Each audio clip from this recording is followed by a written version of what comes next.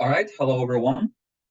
So, yeah, as somebody might know, I played a tournament recently, a big tournament, and didn't go as well as I hoped in terms of results, but definitely games are very instructive, definitely good stuff to learn from. And I want to start off with my round one game against uh, Brandon Jacobson. So it's black, and he played an interesting opening line.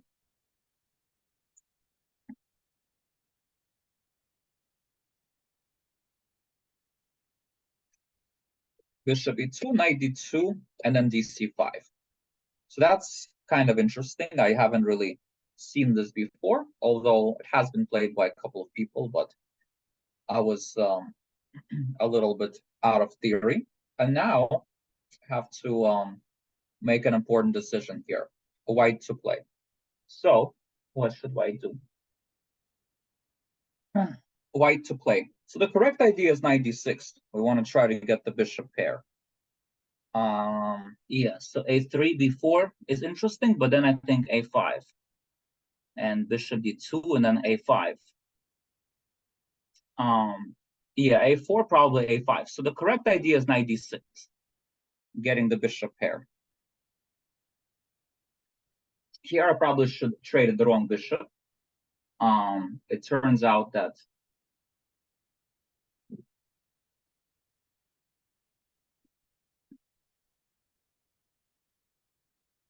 yeah, so here you played a good move, 95, stopping 94. Rook a7, knight c6, queen b8, queen d6, queen here. All right, what should white do here? So the correct idea is f3. Bishop d2, then the problem is 94. And g4 is probably a little bit too risky. Bishop d3, probably like knight c5, rook d7.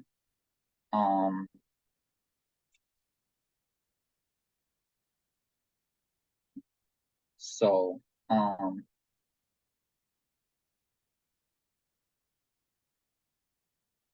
and a b3 94 is pretty strong. So f3 is best. You want to play e4, control the center, and stop any kind of 94 stuff.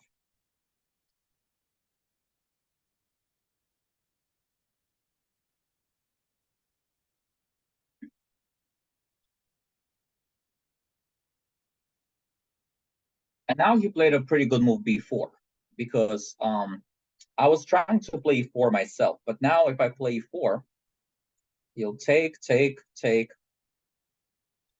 bishop goes back, and then e4, and white is winning. You know, because he has a center and two bishops, and should be enough for white to win. He played queen e7, and that now e4 is more or less winning. Rook c here, and here I blundered. I forgot that I can't go knight d4 because of queen b8. And now I'm kind of like really getting destroyed. Now I'm very, very passive, and now how should white finish me off? Yeah, a4, a5, of course, is the... And here I had enough, I resigned. Because basically he's just going a5 next move. And after a5, bishop b5. And it's basically hopeless. I'm going to lose material, I'm going to lose a pawn, and my position is continuing to be in shambles. So here I just resigned. So pretty nice positional squeeze by white. Yeah. Good opening idea.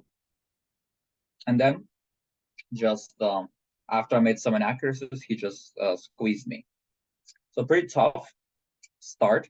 Then I made why didn't I play on more? I mean, I didn't really see a point of playing from losing a pawn or two pieces for a rook.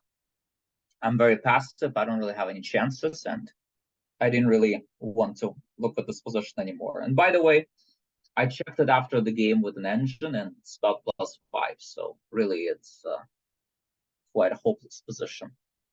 Um,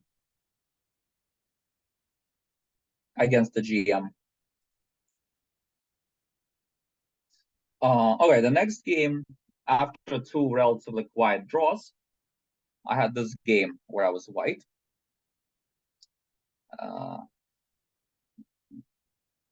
He reacted quite well to my opening surprise.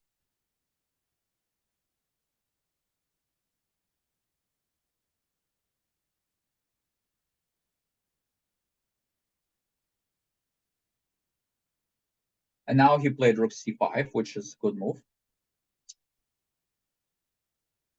And already he's like starting to be a little bit better because queen b2 was probably not very precise.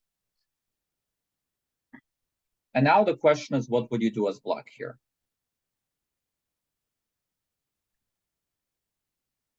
Okay, queen e4, of course, is the right idea. The question is, of course, what after this? So after bishop f6, let's see what you gave me. Bishop c6, I don't know. What about f3 after that?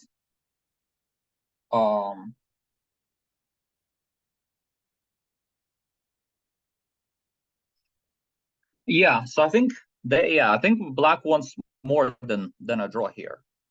Yeah, rook c4 is the strongest. Somehow I had thought only about queen c4 that he'll make a draw or g takes. But somehow rook c4, the upscaler bishop, I underestimated because somehow my king ends up being under pressure because of his very active pieces. So he played rook takes. I played here. He played rook c8. I played f3, queen g6. And already, surprisingly enough, this is very difficult for white to play here. And I didn't, here I blundered. I didn't find the best defensive idea. There's only one way not to, be lost. So the question is, what should we play?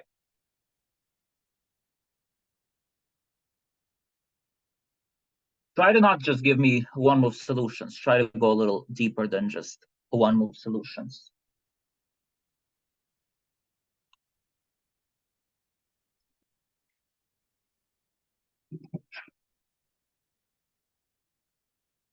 Like try to look at opponent's ideas and reply to your move, for example.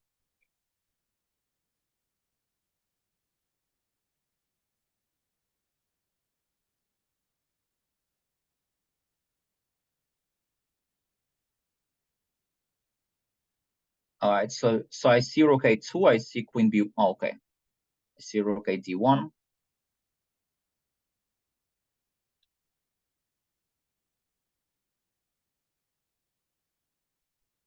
So far, nobody has mentioned the best move, so it's a pretty tough one. It's much harder to play with white here than black. Yeah, Alan, I considered that as well. It wasn't as good either.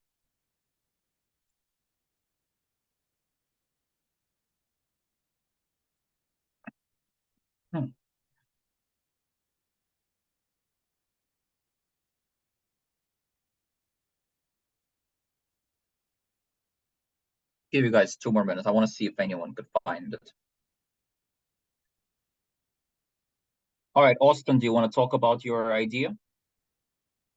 Yeah. So, my idea was to play King H1, and it looks funny, but the reason why I know it is actually because I played a game against Derek Wu, and I played this exact same idea. So basically, the idea is simply to stop the mate threat by playing Rook G1. It looks super awkward, but it's actually very difficult for Black to get rid of the Rook on G1, and so temporarily the king side is secure, and then because we don't really have any other weaknesses, we can focus on consolidating the position and then hopefully try to untangle. Yeah, exactly. Very good. Yeah. So it's really the only chance, the only way to survive here. Bishop e5 was interesting, but I think it wasn't working as well. I remember somehow king h1, rook g1. I just thought it's too passive, but it was the best defense. This one, there's some problem with that. The bishop could get hit with some h5 at some point. So that was the problem with bishop e5. Although it's like the second best move, but everything else more or less loses. Like bishop b2, rook c2, and then you just lose, right? Rook a2, some people mentioned, but then this one comes. and we have some tactical ideas. That's very awkward. And then there's some tactical problems here as well. I don't really want to show exactly yet. Queen d1. Here, there's like takes. Rook c2. Okay, rook f2 is rook f2 right away is actually what I played. Now the funny thing was that I ended up like looking at that move and rejecting it. I saw it's a blunder, but then I started looking at other options, and I was like so depressed I couldn't find what I liked. Then I saw rook f2 again, and I somehow got back to it. I didn't like fully and then I was like, oh, but the move looks interesting. At that point, I already thought for so long, and I just ended up playing it anyway. So it was really a sign of pretty bad form right here. And so basically, why does rook f2 here lose? Right, that's the question. How does black win here by force? It's actually pretty straightforward. And once I played it, I was like, wait a second, did I just lost the game.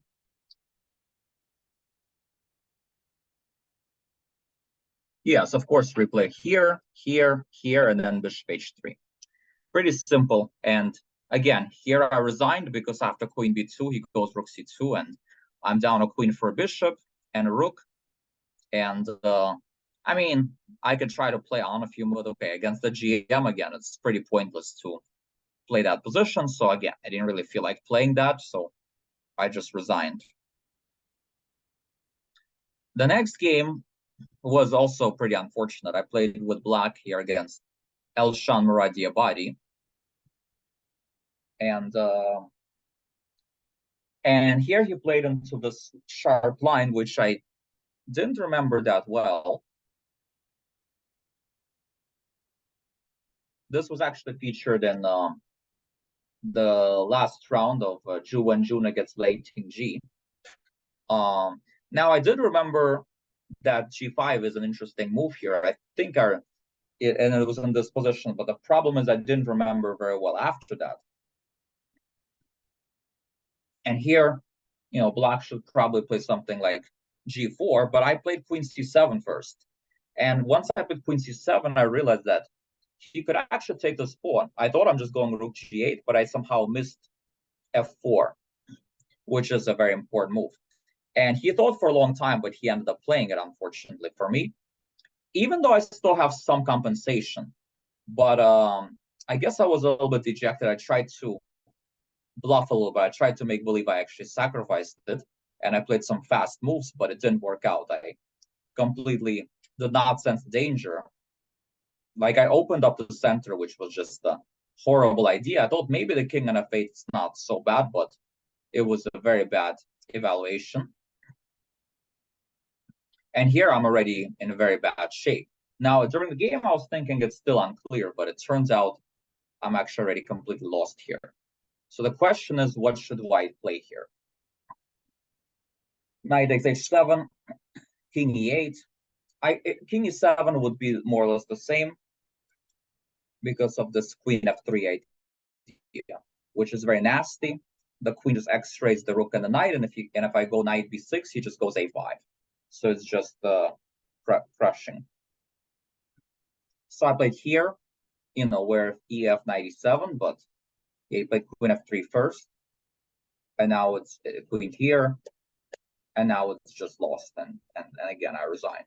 So again, like I feel like the last two games, I kind of feel like I gave them away a little bit, where I just played some bad strategical moves, and suddenly, I got a lost position. So this tells me that based on the first three games, I could tell that my thinking process in unknown positions was just not up to par, right? Like once I had to navigate on my own and not be a little bit out of book, I really did not handle it well. So that tells me I need to improve my thinking algorithm.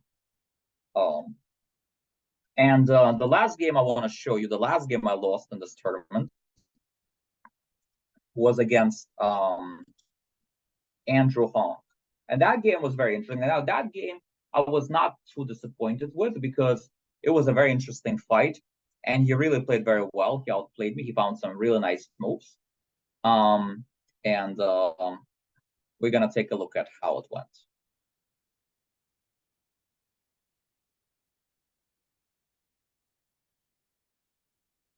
Now, in this game, since I had nothing to lose, I decided to try an interesting surprise weapon. Tried to play classical Sicilian with g6. I just wanted to see how it will work out against a strong player.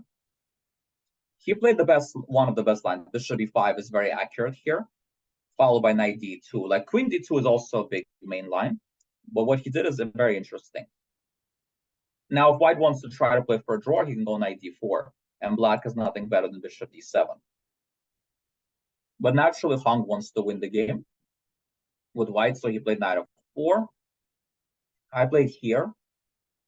Probably bishop g7 in retrospect was more accurate, but somehow I like bishop h6, queen f3, and I castled. Now, you might think I blundered this, but I actually did not blunder it, because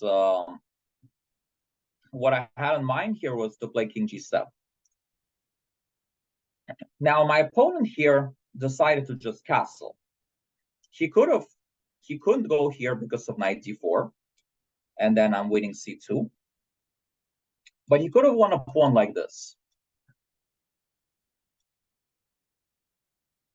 Why didn't he take the bishop and then play queen f3?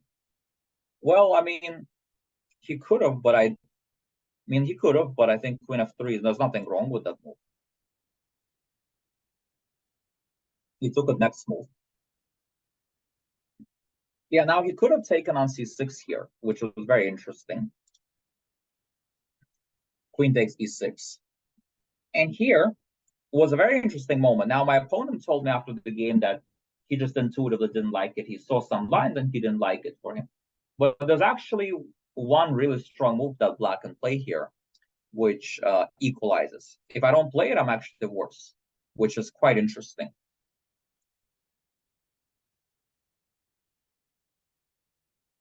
Yeah, so I see a lot of interesting candidate moves, but so far nobody has actually mentioned the absolute best move, which is interesting.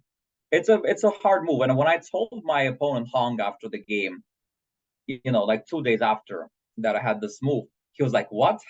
He couldn't believe about this move. So it's a pretty nice little move that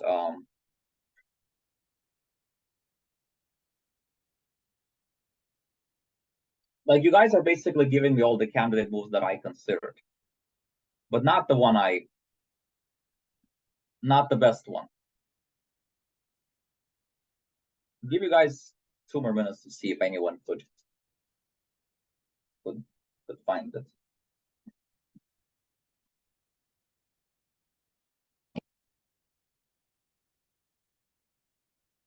It's very counterintuitive.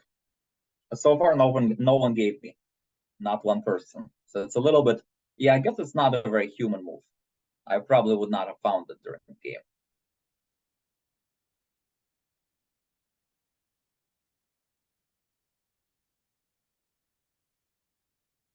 So far, I've had like something like 20 or 30 guesses, not a single one. So it's very, very difficult. Very difficult. But the only move that equalizes. All right, 1 more minute. Let's see if anyone wants to tackle it.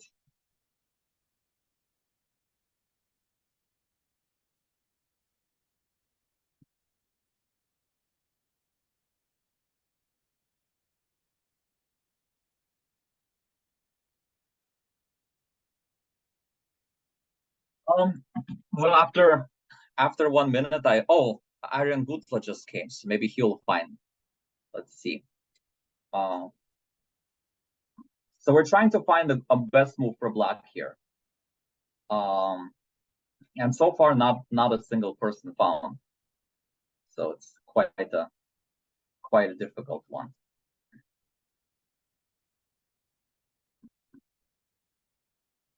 Oh, looks like we have a winner. Vihan, you found it. You want to explain why the move? Oh, mic doesn't work. Okay. Yeah, the move is queen e8, triple exclamation mark. Quite an impressive move. The only move that equalizes. It's very shocking, yeah, queen e8. But the way you can figure out is basically if you play rook e8, the problem is you can go queen c4, which yes, this was rouser with g6, yes. The problem is that c6 pawn is being hit, and black is in some trouble. I think actually, Aryan, I might have actually, yes. I think I might have when I was preparing it. Yeah. I think now that you mention it, I kind of remember, yeah. Yeah. Yeah, it's definitely a good interesting surprise weapon. The way my game went, like he actually played a pretty strong line, 92, bishop e6, knight f4. And I think I should have played bishop g7, but I played bishop h6. But anyway, what we're looking at is what would have happened if you would have taken in here. So the idea of queen e8, first of all, is that if queen c4, you go d5, and this is not hanging.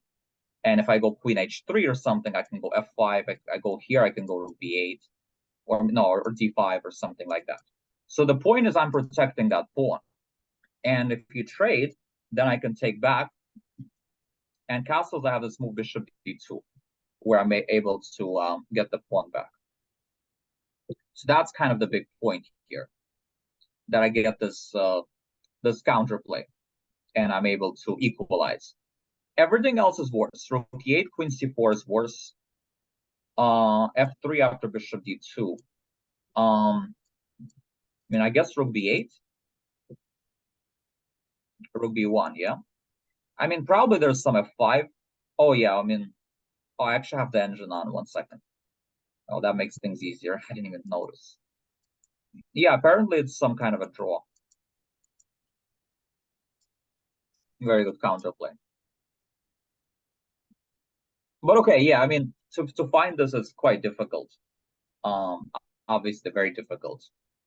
I think what I was gonna play is I was gonna play rook b8, and but then he could castle and go rook b1, and that gives white some initiative. Queen b6, by the way, it doesn't stop castling, because after castling queen b2, I'm basically getting checkmated here. Yeah, that's true. Humans wouldn't play that. I don't think I would have played queen e8. It's a very hard move. So yeah, I mean, it was but it was interesting. Like after the game, I was wondering what's the best move here, and I was wondering what would happen. And yeah, queen e8, I was very shocking. So he castled. He correctly felt that this is the better way. He has an advantage here because my king side is a little weakened. He played queen. I played queen e7. He played there. Maybe he should have played rook d1 here. Bishop c4. F5.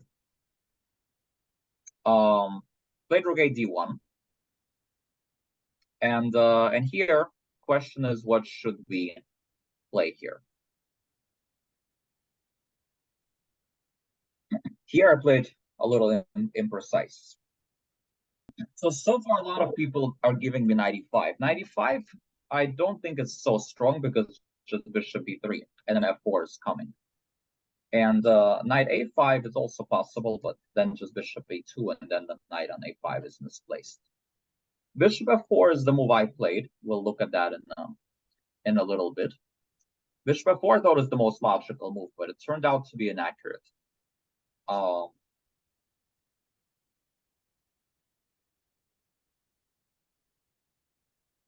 So the correct idea is rook e8, actually. It's better than rook a d8 because at some point we need to guard this pawn.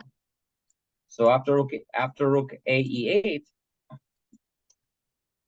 like I'm able to guard this e6 pawn pretty nicely with that second rook. And I guess if rook e1, If rook e1, I guess there's f takes e4 and queen f6 and stuff like that. So rook a8 was the best. I played bishop f4 though, which is very logical, I thought. But here he found a strong way to play. So what should white play here? Okay, very good, Austin. Let's see what. Let's let you unmute and hear from you.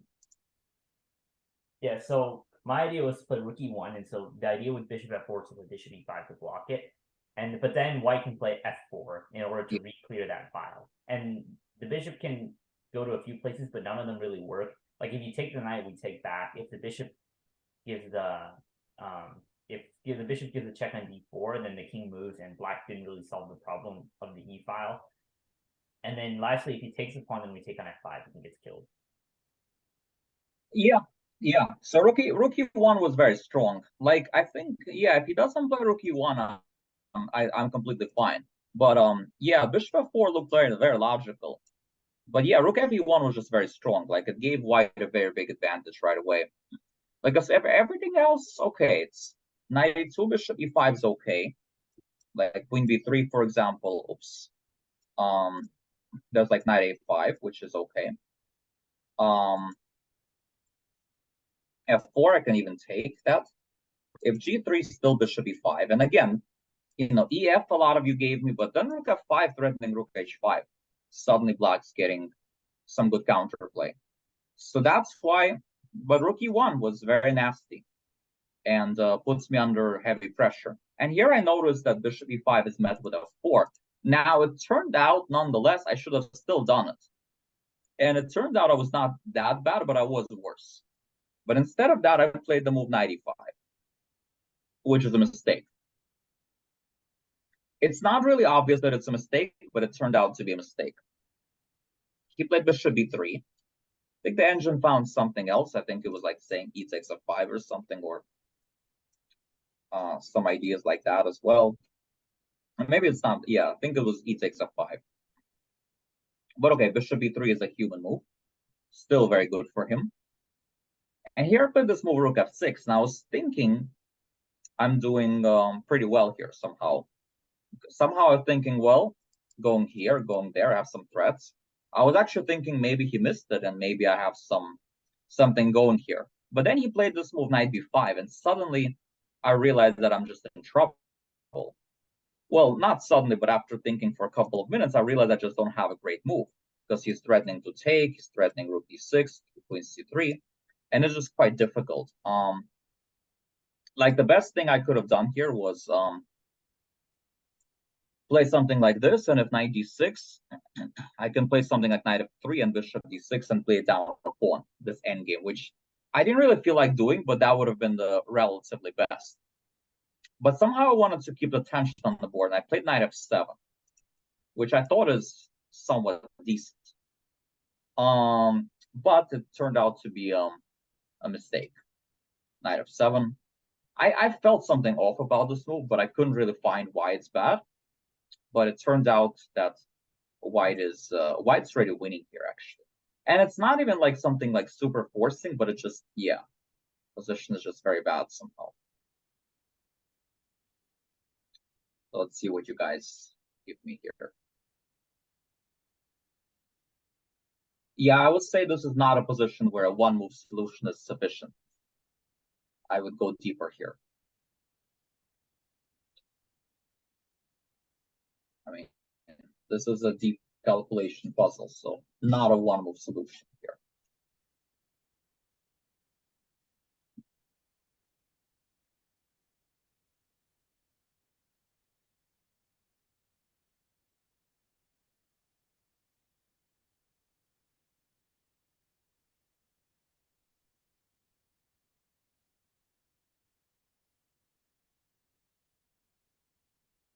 Do you think in general when you see a weird move and it looks like it works, you should have a bad feeling? Or should you trust your intuition or calculation more? Yeah, I mean it's a hard to balance it. Yeah. I mean the thing is I didn't like the other options and I thought, okay, well, I didn't really see how I'm losing by force. And I thought, okay, he's low on time. It was a little bit of a gamble. it's like I did this something similar against Akshat Chandra the next round where I won. I played a move which I felt was bad, but I thought if I play the other option, I can't really win.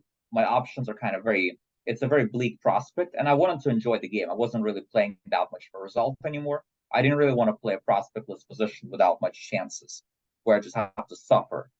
I didn't really want to play like a super long game either. I was actually giving lessons during the tournament, so I would prefer to play faster, win or lose or draw, which is why I was sometimes going into fights, and so like it's so the game ends quicker, whether I win or draw or he wins. So I didn't really want to suffer in the bad end game, and then potentially lose a 5-hour game and lose a game and lose lessons and lose everything. So that's why I was thinking, okay, if he beats me, it will be okay because it will be instructional material. At that point, I was not playing for result anymore when I had 1.5 out of 6, just trying to play something interesting. So I was not enough of a perfectionist, but in general, that's my struggle. I think in general, I'm not enough of a perfectionist in general. So that's kind of like what hurts my chess career. And that's why these kinds of games are not really for me, I think. All right, so most of you have the first move correct, e6 f5. If you go g3, it doesn't do much because of bishop e5. And then I'm threatening bishop takes b2. That's the problem. So that didn't really work. I mean, I kind of want to move the bishop there anyway. And it also opens up knight g5 stuff with fe4. So the correct move is e takes f5, g takes f5. And this is where it really gets critical. This is where it gets critical.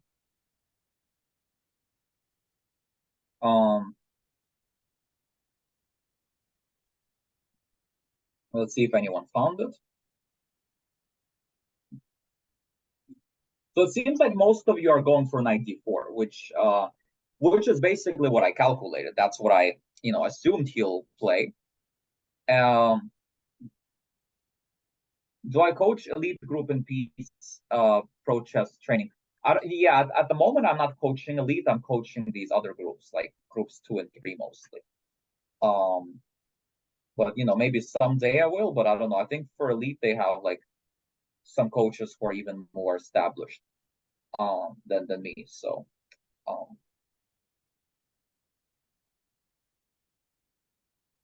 yeah. Anyway, so in this position, yeah, I remember Aryan when you were like there as a student in like the lower groups. I remember you were solving stuff very very well. I remember that. But that was like a long time ago, like 2-3 years ago. Yeah, so knight d4, of course, is the most natural move, right? But then bishop e5, and let's see if anyone gave me some lines. All right, elite, yeah, that makes sense. Yeah, well, now you're a much stronger player than back then. Yeah, f4 then bishop takes d4, I think, is not so bad, right? At least I'm not losing, right? Maybe have a bad position, but it's not terrible. Yeah, I mean, sure. I mean, white's better. I mean, I agree with that, but in the actual game, yeah. So I guess this is +2. Yeah, pretty good still, but black can still fight on here, right? The best line is +5. So okay. I mean, I think if you would have played f4, you probably win the game, but yeah, there is something even stronger. But yeah, after bishop e5, relatively best, I think, is f4. Because if you go for something even more forcing, like, for example, if you take here, f4, then I go bishop d4 check, which is the problem. And then like queen f6 or something like that. If you go bishop takes e6, I go bishop takes d4. That's the point. And then if, yeah, bishop f7, I think I can take, right? And take. And okay, I mean, I guess you're better with white, but I don't think it's winning. Yeah, how bad though? Again, it's around +2 range. So again, it's all bad, and I probably should have not went for this, right? Because it's bad for many reasons. But again, it's not winning. It's not quite winning. So knight d4 is obviously a good move, but my opponent kind of thought that it's not enough, and he correctly evaluated it. He kept looking for something better, to his credit, and he found it. He found a very impressive way to play here. I mean, I personally didn't see it, during the game, and even after he played it, I was like, okay, I don't see why it's that good. But then once I started to think more, then I realized it's just very powerful. So yeah, I mean, he really impressed me here in this game. He found many good moves. Knew the opening line very well, but especially here he found really nice move. Bishop e6, nothing special, just rook takes. Queen c3, I think just bishop e5. Nothing super special there. G3. G3, I think bishop e5 is okay. F4, bishop b2, and then I go a6. Rook takes e6. Rook takes e6, bishop takes e6, queen e6, knight d4, queen f6. Nothing so special. Yeah, bishop is awkward, but yeah, it's not too bad for me. It's I checked it all with engine.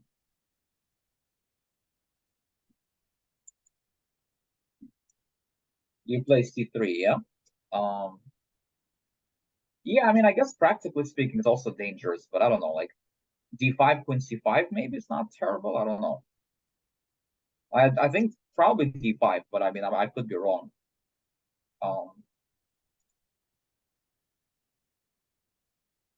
Yeah. Again, I'm fighting here. It's okay. You have a decent position, of course, but it's not winning. Right? That's the thing. So in the game, rook d4, I think I got, but rook d4, rook h6, I think it's possible. Rook d3, I think still rook h6, among other moves potentially.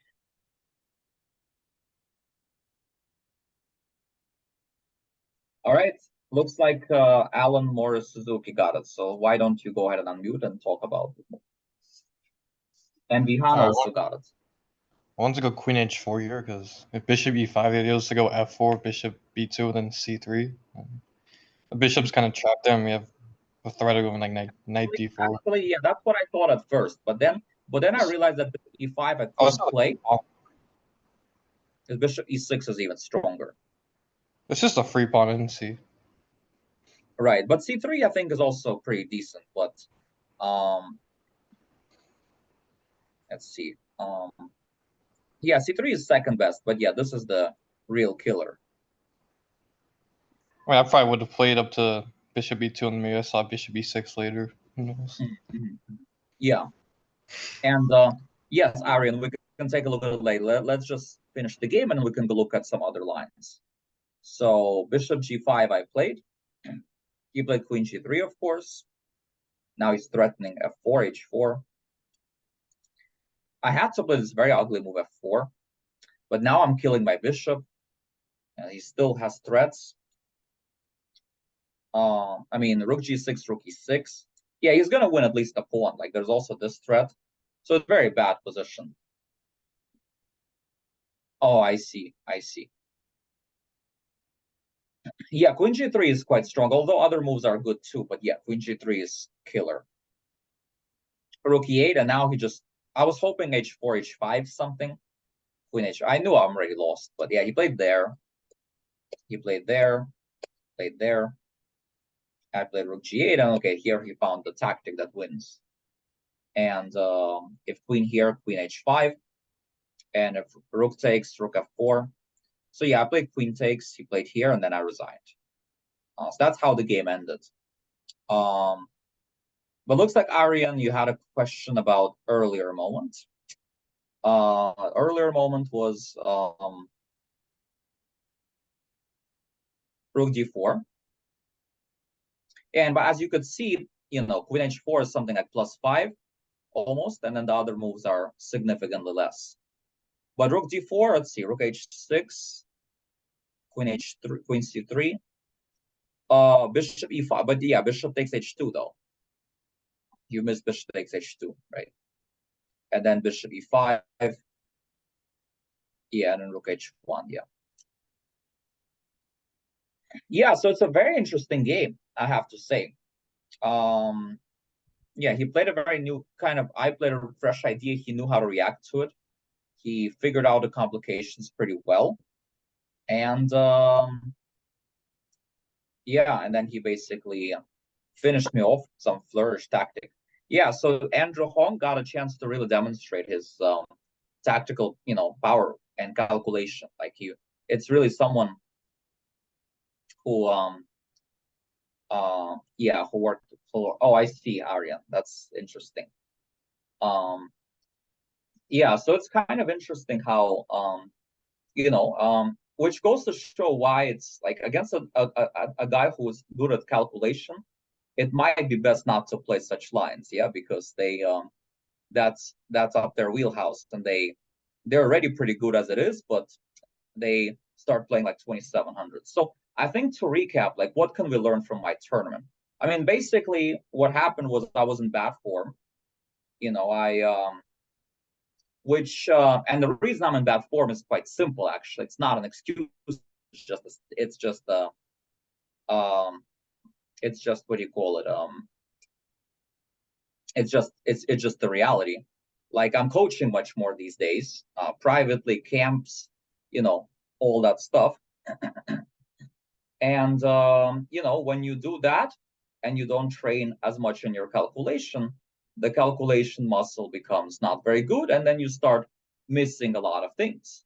It happens even to the younger players, right? So that's the thing. Like if you don't train on your calculation, starts to get rusty. And also what I think hurt me was that in the first 3 games, I didn't really get like the best fights. Like the first game, I just got strategically squeezed. And the next 2 games were relatively quick draws out of the opening, which I couldn't really do that much, about it. And sometimes what happens is in these round robins, when you're playing strong tournaments, when, the games start off with like very big fights, that's often better because that way you get yourself really into good shape through fighting games. But when you start off with some, duds or whatever, then very often you just don't quite get yourself into shape. And, and as a result, I just played badly. So it's very important before big tournaments, especially before big tournaments, if you can, try to really work on your calculation. Like it's maybe during like regular time, not before big tournaments, you can work more other stuff, strategical stuff, openings and stuff. But especially a week or 2 before the tournament, you really want to work on calculation. But I didn't really have an opportunity to do so because I came back from a camp. I caught COVID, so that's why last time I gave a lesson, I was actually, I sounded badly. That's why. And then I had to recover from that. And then I go to that tournament. And, obviously if you have too much stuff going on, you end up struggling in the tournament. And plus, I think another mistake that I made was I played, and that's also a very instructive mistake, right? Whenever you play chess, you want to try to find where your opponent is weaker at and try to go into those kind of positions. Instead, what I did was I played into my opponent's strengths too much. Like against Hong, I played a tactical game, right? Like it's just not something you want to do, right? Against Elshan, I played a tactical game, and he's a good calculator, which was also bad. In round 4, I played a very strategical line against a strategical player. And as a result, all of my opponents just played very well against me. Like it was a combination of like, me not playing very well, but also not even getting much chances. And that's because I played into my opponent's strengths. So it's yes. And Mishra did the very smart thing. French is a very strategical opening. And actually, I beat Andrew Hong in the French a while back, before COVID, even 2019. He was a bit of a weaker player then, but it's important to be very smart with your opening selection, especially if you can play several different things. So that's what I've learned from this tournament. Like You have to work hard at the board. You have to really want it. You have to be motivated. You have to train, if possible, very well before tournament. And you have to choose your opening smartly so that it suits you and hopefully does not suit your opponent. More important that it suits you. But instead, I was experimenting with some new stuff, something I haven't really reviewed, something I haven't played training games in. And when you have that approach, you sort of end up doing badly in the tournament. I was at least lucky enough to finish on a win towards the end of the tournament, and I ended up not finishing last. But nonetheless, that's basically what happened, right? That's why I did badly in this tournament. Have been doing badly in general lately, because chess is something that requires full dedication, being a professional, and you have to. Chess is a very envious lover. If you don't focus full attention to it, it will come back to bite you in tournaments. So that's the main lesson from the tournament, in addition to some other great moments that happen in those games. So that's what I believe in. You lose, you learn. And you have to have a good attitude about it going forward. Wow. So calculation skills goes really deteriorates really fast compared to your other. I think so. Calculation skills, like they can very easily deteriorate, and also simple tactics as well. But especially, yeah, calculation definitely deteriorates. I mean, I have some students who are also like high school and very busy. Yes, I can see that in their games. Their calculation deteriorates, and once it does, they lose a lot of points like that. I don't want to name names, let's say, but it's okay. Some of you might know, but whatever. It's point is, it's not just with me because I'm a bit older, and it's okay. I mean, I'm not like 70 years old also, right? So it would be a problem if I'm like over 50 maybe, but at my age I should still be able to maintain my level. But once you don't work on chess anymore, physical shape, calculation, like really do the strenuous work, then especially before tournaments, then bad things will happen at the board. So yeah, hope you guys enjoyed. Hopefully you guys could learn from my mistakes rather than having to experience it yourself. Well, you guys could talk to each other now. I opened the chat to everyone at this point, so I'll see you guys next time. Hope you guys enjoyed the class.